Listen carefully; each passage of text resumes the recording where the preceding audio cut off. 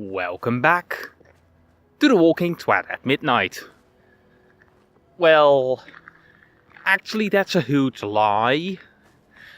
It's the Walking Twat at 6 PM or something. And if I sound terribly out of breath, well, that's largely because I am.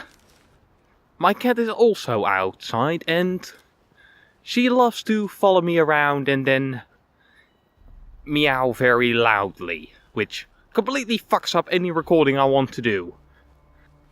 And so I sprinted, 300 meters, which is not something I'm used to. I might be used to cycling pretty fast, but not running. Haven't done that in ages. But that is not why you are here. You are here to hear me talk about Fallout 76. Because I played the beta yesterday.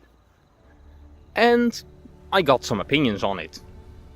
Let me start off by saying that it seems to be largely what I imagined it was going to be. Which is, it's something that I want, but not something that's going to blow anyone away. Let me just start off with saying that the PC port is unimpressive. And it's mainly unimpressive in some of those very basic things.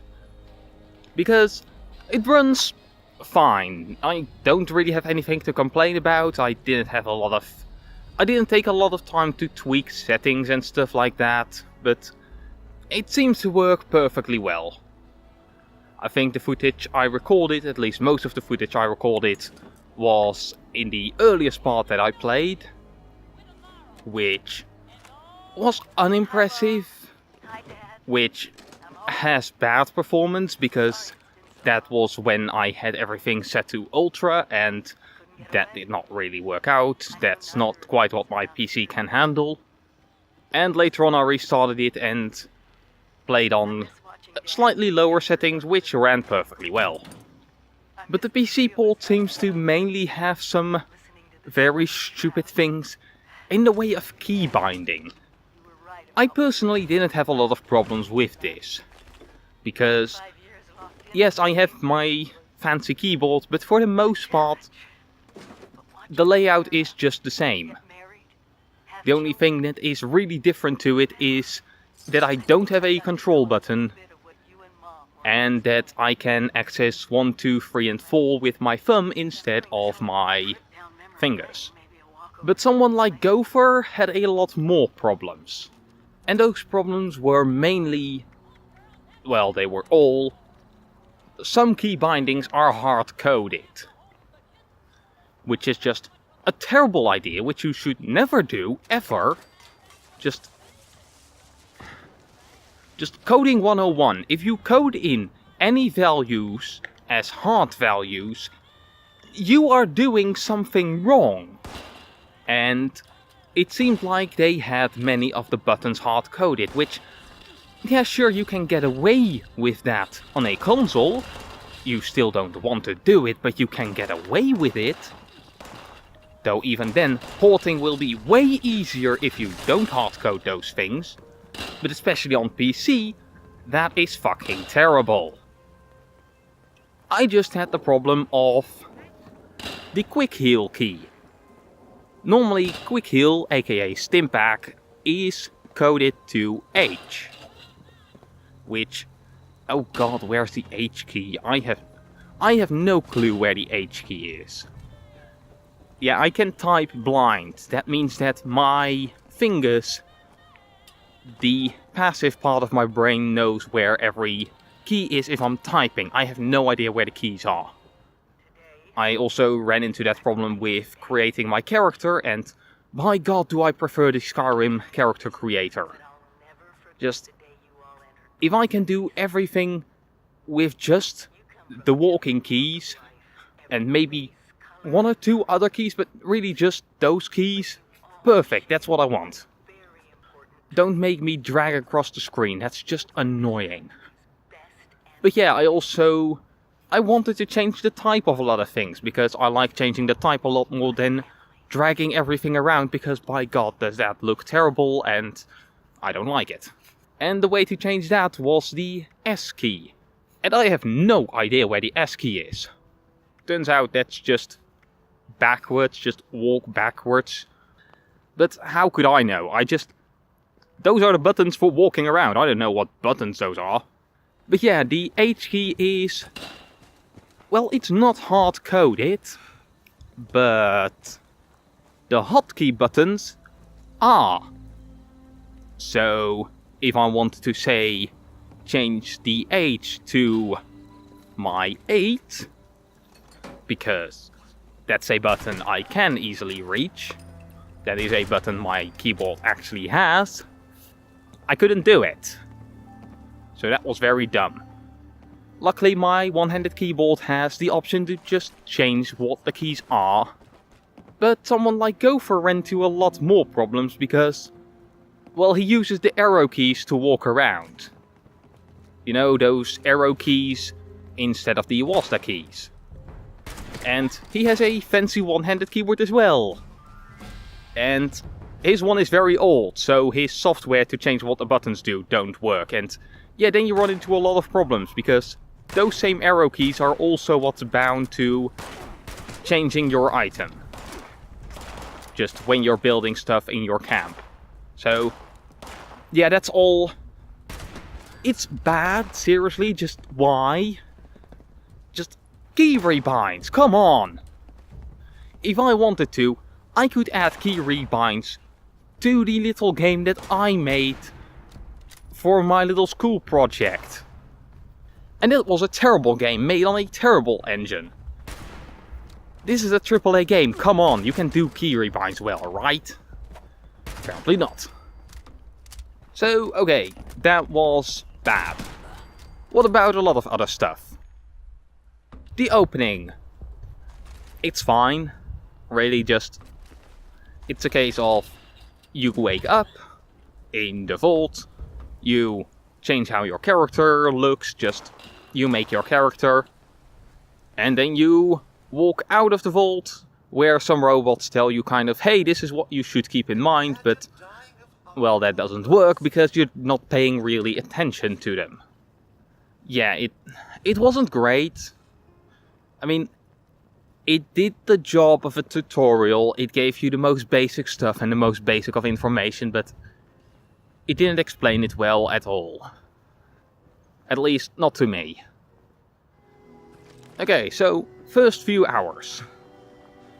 And yes, I'm basically going over the kind of the topics, at least the first two topics that I have with my Skyrim vs. Fallout 4 series. First few hours. You step out of the vault, you run one direction because another direction has enemies in it, and well, I decided that, oh no, okay, yeah, no, I'm going the other way now. And you're kind of just following a couple quest markers that explain some of the basic stuff. You come to a town and there you kind of follow a basic survival tutorial. Make food, make drink, and that's already it. And I mean, it worked, but it was really uninvolving. It really was just a case of, look, this is the cooking system. You can, if you have some meat, you can cook meat so it's better for you. If you have dirty water, you can boil it so it's less dirty and gives you less rats. It was fine, but I mean, I played Fallout 4. I already know exactly how the cooking system works. I mean, the recipes are slightly different and all the food you cook still gives you some radiation, but it was nothing new. If you played Fallout 4, the beginning hours will not be interesting at all. Now, let's talk about the combat. The combat is exactly what I wanted from it, just I have nothing to complain about, not really. I mean, it's mainly just the Fallout 4 combat. And I really miss that. I haven't played Fallout 4 in a long time, and yeah, it plays nice. I had nothing to complain about. I personally like fighting from range, which works. That's one of those really nice things, and I'm really happy that ranged combat, just long range combat, works. Because that was a thing in, for instance, ESO, Elder Scrolls Online, that didn't work. If you have a sniper rifle with a good scope, you can shoot things from a long range. You can duck in and out of cover, and it all just works and it feels really nice. You get some of almost all types of weapons almost immediately at the start. I mean, I haven't come across any heavy weapons, but I guess heavy weapons will be very good. And it took a very long time before I came across an automatic weapon, but, well, if you know me, I don't really like automatic weapons. I mean, they're good, they can pump out a lot of damage, as long as you have the bullets. Just, I like my pistols and I like my rifles. And you'll get multiple variety of pistol and rifle and one-handed weapon and fist weapons. Just, not directly off the start, but I don't know, within the first 20 minutes or so. But just the combat in general, it felt really good and yeah, I like it. Which will bring me to something I like less. Or at least, well, something I have more problems with. The leveling system. You start out with a 1 in every stat. But when you leave the vault, you'll get your first level, well, right before, so it's not like in Fallout 3 where once you step out of the vault, just, wow, look at this world! Hey, I'm looking at a leveling screen. So, right before you step out of the vault, you get your first level. And, well, that kind of brings me to two things that I'm not the biggest fan of. One, you start out with a 1 in everything. Which means that you start out crap in everything. Which led me to one unfortunate point. First off, I could not make up my mind, or at least it was hard for me to make up my mind, because this is an online game, you don't want to waste your points. Just, in Fallout 4, if I messed up, if I wanted to change something, I changed it. I console commanded it, so I would have if I picked the wrong perk, or if I wanted another perk, I would remove the perk I had, and give me the perk I wanted. If I had my stats wrong, I would simply change them, because console command, single player game, I can change it. I don't have to worry about not having the perks. I don't have to worry about my decision being wrong, because, hey, if I really wanted to, I can change it. Not the case here, of course. Which led over some agonizing over, hey, what do I want to pick? Do I want to be better at perception? Because perception makes me better at a lot of things that I want to be better at, or at least it gives me access to perks that allow me to be better at things I really want to be better at.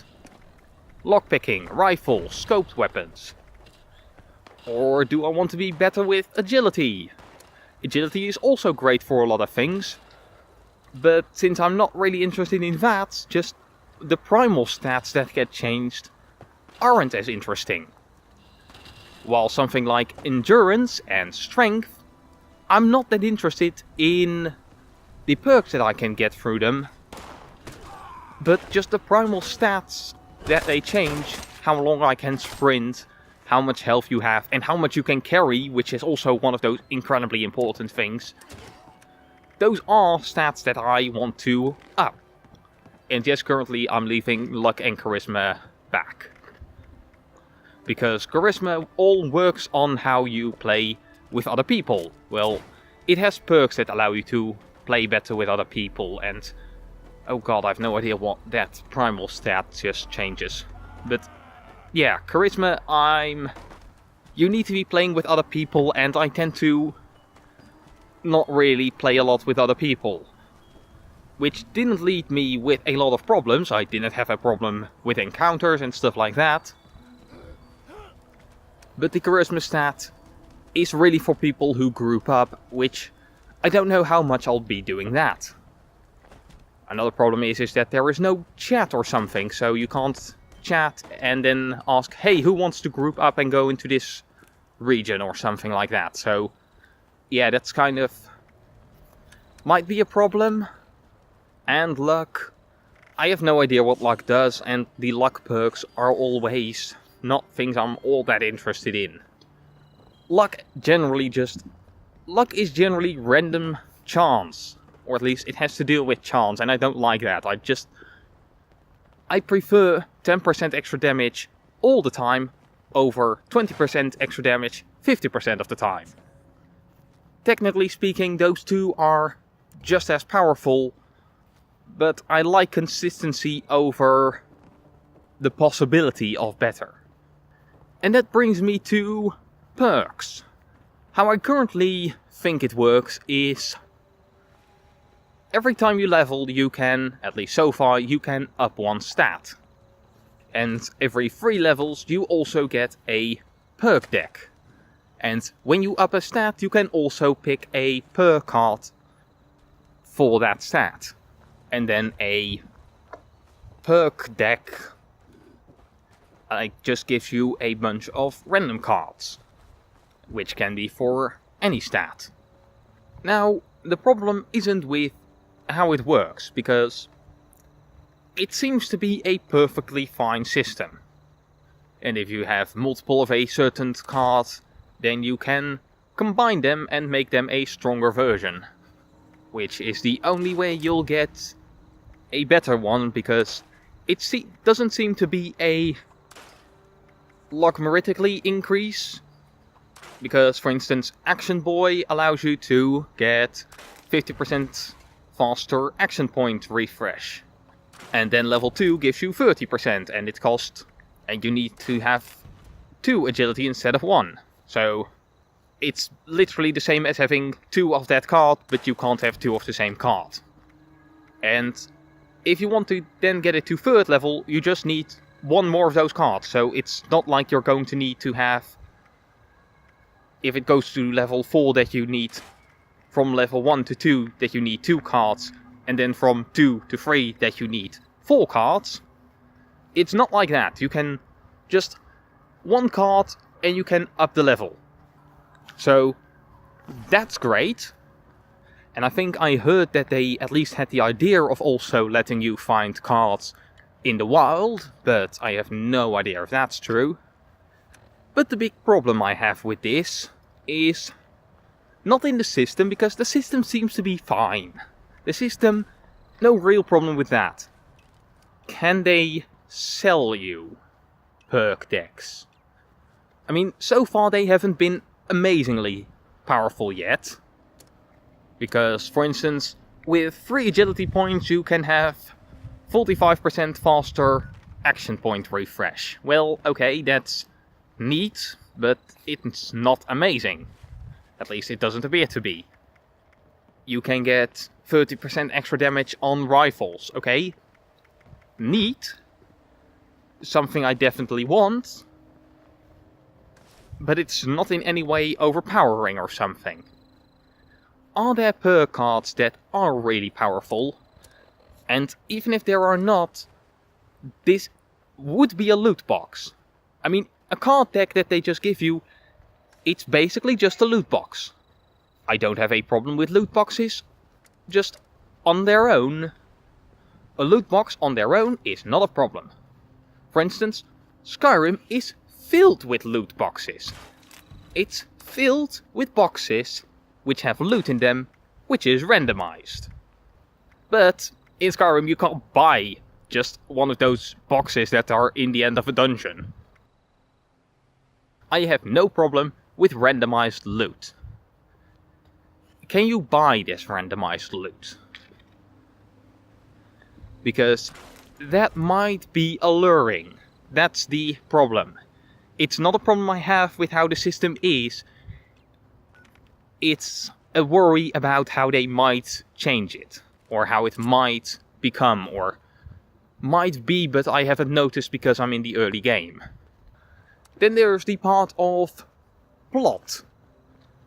It doesn't feel like there is any. I mean, you are kind of following the footsteps of your overseer, who has been going around and leaving behind holotapes. And maybe that can lead into anything, but at the start it doesn't lead to anything.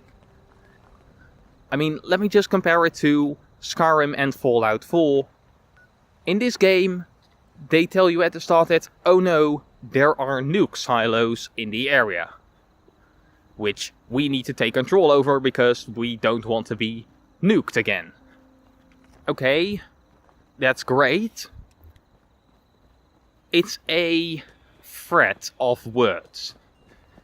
It's a case where they miss the point of show, don't tell. They tell you that this is a problem. But they don't really show it, do they? I mean, compare that to Fallout 4. In the beginning of the game, you see the world being blown up. And then you see your kid get stolen and your spouse getting shot. Of course, you don't care about it, which is a big problem. Because they didn't give you the time to really give a shit about them. But hey, at least they show it to you. I think Skyrim did it even better because... Okay, dragon! Motherfucking dragon! Who is spouting fire everywhere and making it rain fiery rocks from the sky. You know, dragon! You don't need to know a lot about the world to know that, oh fuck, this is a dragon! And especially if people talk about it not in a way of, oh yeah, it's a dragon, but more a, holy fucking shit, why is there a dragon? This is not good. Ah, dragon, oh shit, buggery, I'm on fire. It's a pretty good way to introduce a threat. Dragon, by its very nature, is a pretty good threat. Nukes that you haven't seen are not a great threat. Now later on, there are things introduced that are more threatening. For instance, I saw one of those giant fucking bat things fly over. They look pretty cool, and I think I was like level 4 and that thing was like level 20, so I definitely had a thought of, yeah, okay, I'm not going to shoot that thing, that will not end well. I also had a moment where I thought that, oh, there's a Scorch there, I'm going to snipe it from very far away. And then you see the health bar. And the name of the thing. And you read, Super Mutant. And you think, oh, buggery, that's not going to end well for me. It did, but it definitely helped that I was very far away with a rifle that had a pretty good range. Because, oh, buggery, it's a Super Mutant. That was not a lot of health it lost. Oh, buggery. And even the Scorch, they sound like they could be interesting, or at least there are some hooks in the story so far that sound like, oh, this might be something interesting. And if I remember correctly, so far it's a mystery like the dragons were a mystery in Skyrim. Which was way better than the Institute being a mystery in Fallout 4, because the entire... basically everything in Fallout 4 was about, oh no, the mystery of the Institute, which kind of works if you haven't met the Institute yet, but doesn't really work once you are a part of the Institute, and definitely doesn't work on a replay. It's more a case of, oh, the people in the universe don't really know it, instead of them trying to convince you that you don't know it, that it's a mystery. Don't tell the player what's a mystery to them. That's not a good idea. So yeah, story. It's weak, but I see possibilities for it becoming stronger. I mean, for instance, I didn't give a crap about the responders that I came across, but I do hear about the Brotherhood being around. Okay, that is something. Just the Brotherhood of Steel. Huh, they're around. Okay, that could be very good or very bad. They are very big dudes in power armor with fancy weaponry. And the world. The world is complicated. I mean, I don't feel a big reason to care. And it's not the world of Skyrim. The world of Skyrim was really interesting. This does the job. I mean, that's largely setting.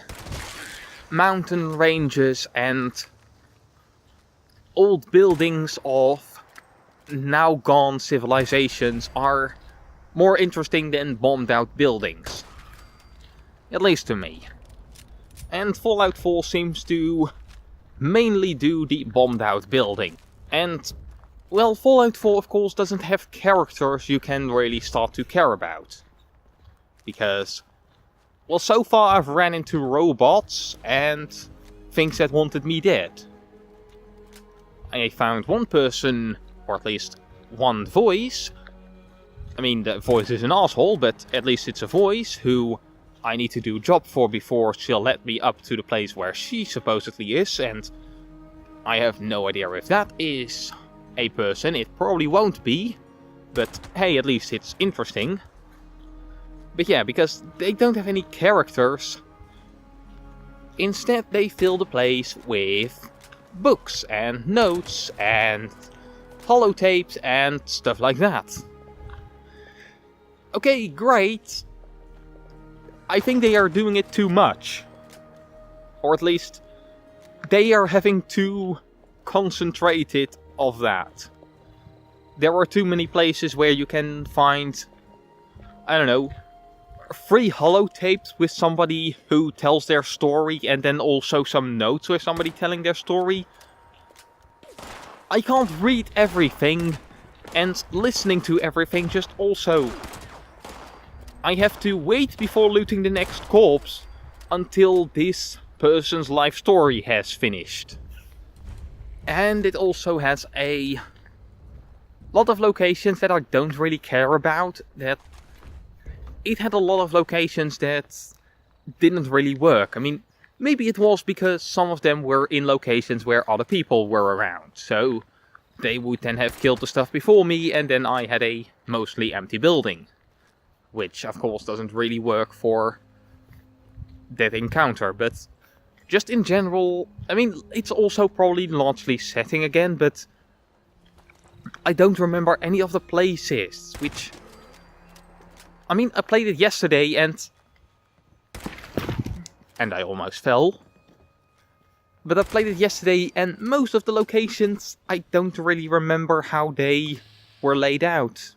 While I can probably tell you the layout of basically any location in Skyrim. I mean, well, okay, not Labyrinthia or something, but there are a lot of locations that I can just explain directly to you how they are set up. I mean, I can tell you the exact layout of Halted Stream Camp, which is mildly absurd, but yeah.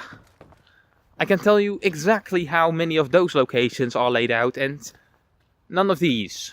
But then again, I think that's just largely setting. Just post-apocalyptic world is just less my thing. Sorry. I mean, there is a lot to discover in this world. I think that I won't get bored anytime soon. But it's not the most interesting world I've ever walked around in. I want to add 2 little additions to this video. One, I want to quickly talk about base building. Mainly how it is fucking terrible. What I think they wanted to do was not allow you to make buildings impossibly high in the sky. Understandable, right? So they check if you can get to any floor. So you also can't build a floor towards something. Well, you can't make a stair, then make a floor, and then remove the stairs. That's not possible, so You also can't make floating things. Okay, that's fine. Except that the detection is fucking shit. Snapping and things like that in Fallout 4 were always already terrible. And now you kind of rely on that snapping and it understanding how it is snapped to places before you can remove something. If you want to make a stairway a bit out of the way, you can't. That's simply not how the system works. So yes, this is terrible. This is very annoying.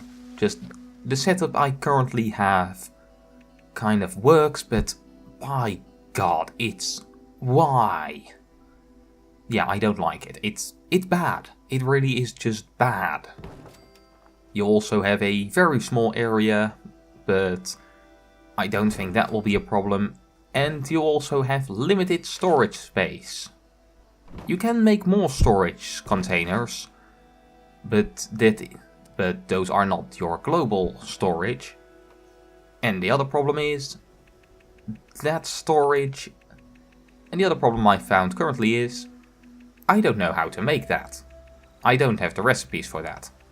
So I'm to the max of collecting stuff and I can't add to it, which is just very annoying. So yeah, base building.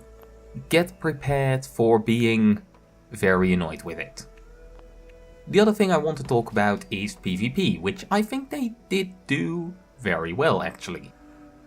You see, if somebody shoots at you but you're not shooting back, their damage is crazy little. I had 2 people who went after me and tried to murder me, and I just ran away and they kept following me, but staying alive was really easy, and well, I decided to just fast travel away back to my camp. And then I kind of stored some stuff back in my camp, and then I fast traveled back to where I was, and the 2 twats weren't around anymore, so I was fine. One annoying thing that I did come across was there are some maybe group or just there are some claimable spots where you can build stuff, and one, don't try to do that if you don't have a lot of stuff on you and you're not high level, because I think I did it at level 15 or so, and then enemies came and I could do fucking nothing. So that wasn't fun. They just overran me and I gave up. But there also was one of other people and I took some stuff from it, and I think that counted as stealing, and because of that I got a bounty, which meant that people could easily kill me. And I tried to kill myself to get rid of the bounty. That doesn't work. Somebody has to claim your bounty before you can get rid of that bounty. And then they took my stuff, which was annoying. They took my loot. Which is... it's only the junk that you have on you. Nothing else, but... well, this is a game that is for a large part about collecting junk. So, that was annoying. And here's a nice thing. There is a passive mode. Passive mode does not mean that people can't shoot you. You are not immune from other people's damage if you have passive mode on. It does mean that you can't attack other people. You can't hurt them. Therefore, you can never actively engage in combat. So, if you accidentally misfire and hit somebody else, if he accidentally then hits you, you are not now in combat, or he can't then engage with you in combat. So, you can't hurt other people, and other people will always have the massively reduced damage on you. And I think that this is they did it well. It's a good way to do it.